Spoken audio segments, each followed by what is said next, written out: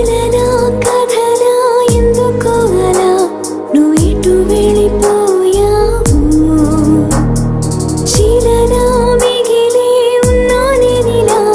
నువ్వెప్పుడు ఎదురవుతావు ఎన్నాళ్ళైనా ఎన్నేళ్ళైనా చెరగదు నీ తలపు నీ తలపే తూరుపుగా తెల్లారేను ప్రతిరే